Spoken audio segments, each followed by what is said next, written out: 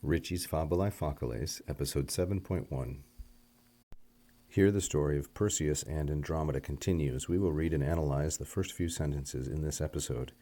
Tum rex diem certam dixit, et omnia paravit, ubi ea dies venet, Andromeda ad litus deducta est, et in conspectu omnium ad rupem ad legata est, omnes fatum eius deplorabant, nec lacrimas tenebant. For the background to the story, see the previous episode. Then, at that time, this is a temporal adverb, the king rex. King rex is masculine, singular, and nominative, and the king in question is Cepheus, a Greek king whose daughter is Andromeda. Then the king fixed, dixit, or stated, a diem certam, a particular day. Dixit is a third singular, perfect, indicative active, built on the third conjugation verb dico, dicere, the third principal part of which is dixi, and here we have the third singular. Then the king stated a fixed day, a particular day, and he omnia paravit. He got all things ready. Paravit, like dixit, is third singular, perfect indicative active, but this is from the first conjugation verb paro, parare, to get things ready. Omnia is the object of paravit, in the same way that diem is the object of dixit. Omnia is neuter plural and accusative. It's a substantive adjective built on omnis. That means an adjective used as a noun. He got all things ready. Omnia paravit. Ubi ea dies venet. When that day arrived. Ubi here is a subordinating conjunction.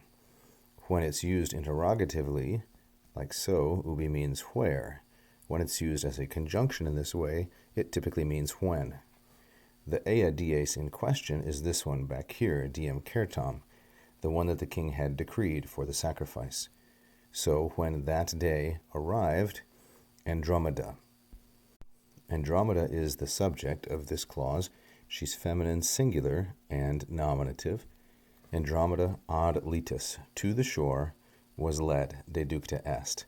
The preposition ad here patterns always and only with the accusative, and litus there is therefore is neuter, singular, and accusative. It's a third declension noun. Andromeda to the shore, deducta est. Deducta est is a third singular, perfect indicative passive. It's from the verb deduco, like so, deduco, deducere. Here we have the participial part of the verbal, and its feminine singular nominative to agree with Andromeda, and then we have the auxiliary est. So she was led, deducta est. She was led to the shore, ad litus, and et, in conspectu omnium, in full view of everyone, she was bound or tied to a rock, ad rupem. So Andromeda here is the subject of two verbs, of both deducta est and of ad legata est. Then we have three prepositional phrases. We have ad litus, in conspectu, and ad rupem. We have already talked about the first one, ad litus, but what about in conspectu? Conspectu is a masculine singular ablative from the fourth declension noun conspectus, conspectus, like so. In the full view of everyone, omnium, which is masculine plural and genitive. It's another substantive adjective like omnium.